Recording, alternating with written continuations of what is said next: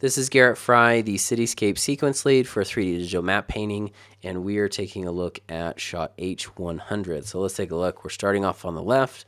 We go and settle on the right. So for this, we're going to want to go through because we need to change this into a different city. So some of the best ways to do that is to start eliminating some of the more iconic buildings and leaving more of the generic buildings. This top right there is probably a bit iconic there. And then after you have made those decisions, you can go through the photography and see what kind of buildings that you like, that you'd like to put in here.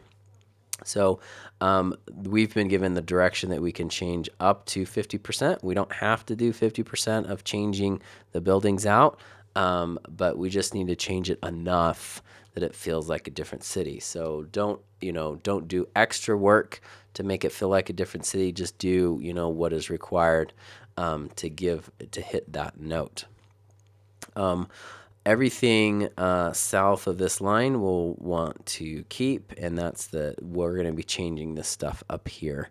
So you can either put, replace a building completely, or put a building behind, or you can chop out a building and replace it with sky, so that we're seeing sky back there. So that's a couple different options that you can do to kind of change up this cityscape.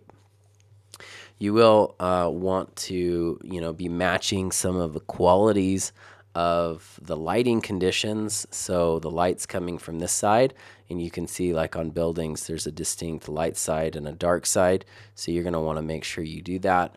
There's a certain specular qualities to some things. And so like on this face right here, it's just a little bit brighter right there, and it's a little bit darker right there, and so there's variation on the face.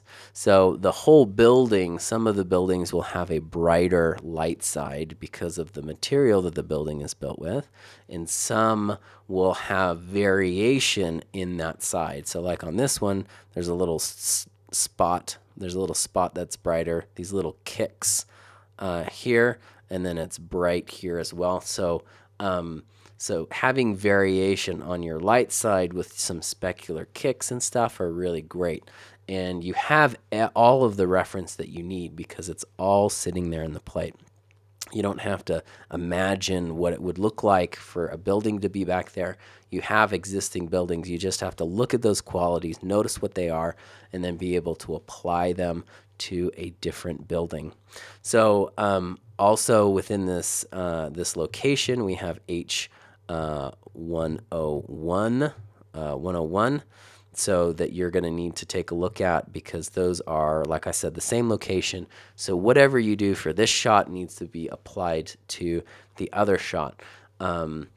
So when you are looking at the image reference, that you're making those kinds of considerations that, yes, I'm going to have to reuse this element. So go through, make sure that you do concept pieces, and make sure that your image reference is going to work for both, and it's not a perfect one for one of your shots, and then for the other shot, it's totally unusable. So make sure it's kind of working for both. Make sure that before you jump into these shots, you download the image library. The image library consists of nearly 500 raw images. That's 2.27 gigs of buildings from 5 different cities from around the world: Sydney, Wellington, Adelaide, San Francisco, and New Orleans. So there's a huge variety of buildings to choose from. The photo reference includes buildings under all different lighting conditions and angles, so it pays off to familiarize yourself with the materials you're going to use to successfully execute these shots.